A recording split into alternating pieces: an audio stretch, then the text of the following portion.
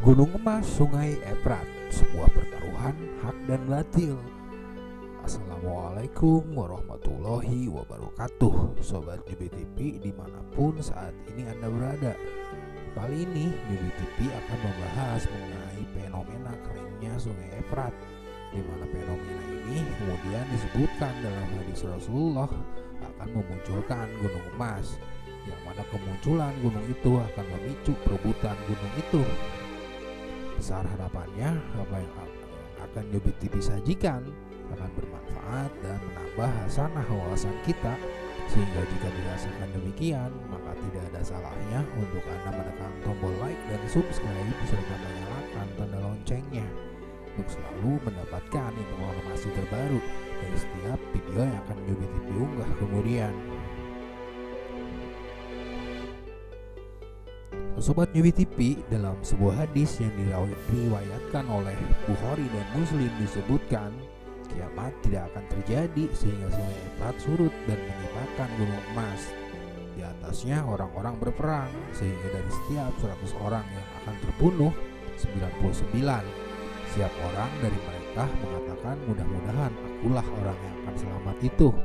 Hadis riwayat Bukhari dan Muslim. Dalam hadis tersebut disebutkan bahwa orang-orang akan berperang, sehingga dari 100 orang yang berperang akan terbunuh 99 orang diantaranya, yang berarti hanya akan menyisakan 1 orang yang selamat. Di dalam sejarah manusia tidak pernah tercatat sebuah peperangan seperti itu, di mana akan membunuh 99% darinya. Senjata konvensional tidak akan bisa melakukannya, sehingga mungkin saja kemudian itu merupakan sebuah peperangan yang unik, sebuah peperangan yang belum pernah terjadi sebelumnya, sebuah peperangan yang akan melibatkan senjata pemusnah massal, sebuah peperangan nuklir. Dan inilah mungkin yang disebut sebagai Malhamah, atau dalam keyakinan yang lain disebut sebagai Armageddon, sebuah peperangan akhir zaman, peperangan terbesar dan terdahsyat sepanjang sejarah manusia. Lalu bagaimana dengan gunung emas itu? Adakah kita meyakini akan ada sebongkah gunung yang terbuat dari emas akan tiba-tiba muncul dari dasar Sungai Efrat yang mengering? Bagi metode sebagian orang yang meyakini hadis secara tekstual dan melarang manusia untuk menafsirkannya, tentu akan benar-benar meyakininya sebagai benar-benar gunung emas yang akan keluar darinya, dan mereka benar-benar akan menunggu gunung emas itu keluar. Tetapi bagi sebagian yang lain yang meyakini terkadang ayat-ayat Al-Quran atau hadis itu berisi kalimat-kalimat yang kias, yang perlu metode penakwilan, maka mereka kemudian memikirkan gunung emas itu sebagai sebuah bentuk yang lain.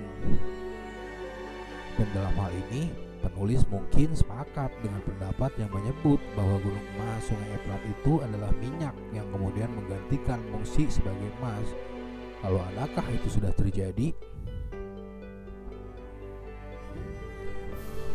Sobat Nyubi TV, dalam periode tahun 1971 pasca meninggalnya Presiden Prancis Charles de Gaulle, Prancis meneruskan niat de Gaulle untuk kembali menyandarkan sistem keuangan mereka pada patokan emas. Setelah itu dilarang oleh Amerika Serikat dan Inggris dalam konferensi di kota Bretton Woods tahun 1944. Prancis kemudian berniat menukarkan dolar-dolar yang mereka miliki ke dalam emas. Tetapi kemudian Amerika Serikat secara sepihak melanggar perjanjian di kota Bretton Woods tersebut, di mana Amerika Serikat yang mempunyai kewajiban secara hukum internasional untuk kembali menukarkan dolar-dolar itu ke dalam emas. Amerika Serikat mengatakan kami tidak harus menepati janji itu, dan mereka kemudian mengambil kesepakatan itu dan merobeknya, sehingga semenjak akhir tahun 1971 dolar Amerika yang dimiliki oleh negara-negara lain yang digunakan untuk berbagai transaksi dagang mereka tidak dapat lagi ditukarkan ke dalam emas negara-negara tersebut yang dititipkan di pemerintah Amerika Serikat sebagai ganti dari kertas-kertas dolar yang mereka terima dari Amerika Serikat untuk dipakai bertransaksi dagang. Segera setelah itu dolar Amerika mulai kehilangan nilainya dari 35 dolar per 1 ons emas menjadi 40 dolar per 1 ons emas. Dan lalu ketika perang Arab Israel terjadi tahun 1973, dolar Amerika berada dalam kondisi tak bertuan. Jika diserang, seluruh sistemnya bisa hancur karena tidak didukung dengan apapun sebagai jaminan atas kertas-kertas dolar yang beredar. Tidak ada lagi emas di belakangnya sebagai penjamin. Sobat Nyubi TV, setelah peperangan Arab Israel tahun 1973 terjadi, Amerika Serikat mendapatkan embargo minyak dari kerajaan Arab. Embargo itu kemudian menjadikan dolar runtuh dengan tingkat inflasi yang mencapai 400%. Dari 40 dolar per 1 ons emas menjadi 160 dolar per 1 ons emas. Dan harga minyak naik dari 3 dolar per barrel menjadi 12 dolar per barrel. Dan tiba-tiba orang Arab menjadi kaya raya.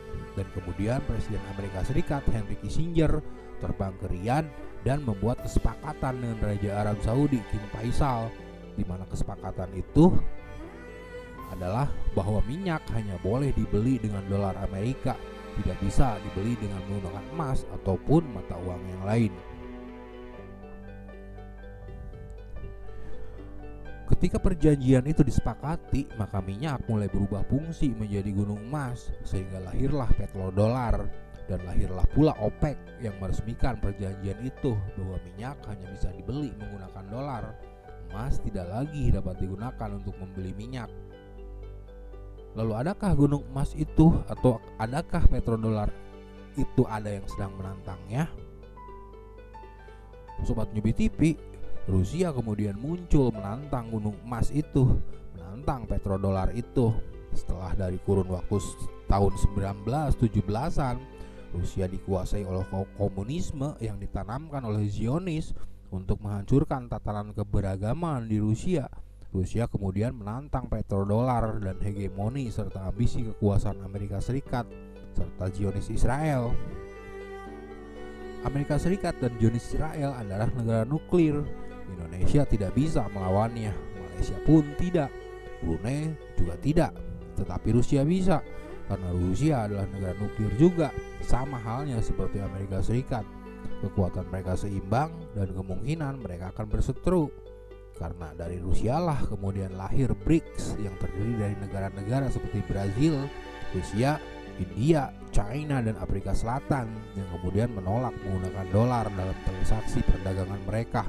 Bahkan minyak yang mereka jual bersama juga minyak Iran tidak dijual menggunakan dolar, melainkan dengan mata uang lokal negara masing-masing tanpa wajib menukarkan dulu terhadap dolar. Sehingga jika petrodolar terus mendapatkan tantangan dari BRICS, maka petrodolar bisa runtuh, sehingga Rusia dan BRICS-nya adalah merupakan sebuah ancaman yang harus Amerika Serikat singkirkan, dan kemungkinan peperangan antara Rusia dan Amerika Serikat tidak dapat terelakkan karena itu tertulis dalam hadis Sahih Bukhari dan Muslim.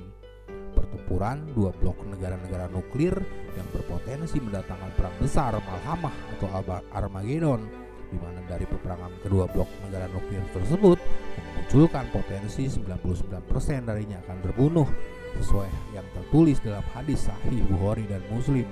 Peperangan memperebutkan gunung emas yang mencuat dari dasar sungai Efrat yang mengering. Lalu adakah perseteruan kedua negara nuklir tersebut sedang terjadi di hadapan kita sekarang? Wallahu a'lam bishawab. Terima kasih sudah menonton. Wassalamualaikum warahmatullahi wabarakatuh.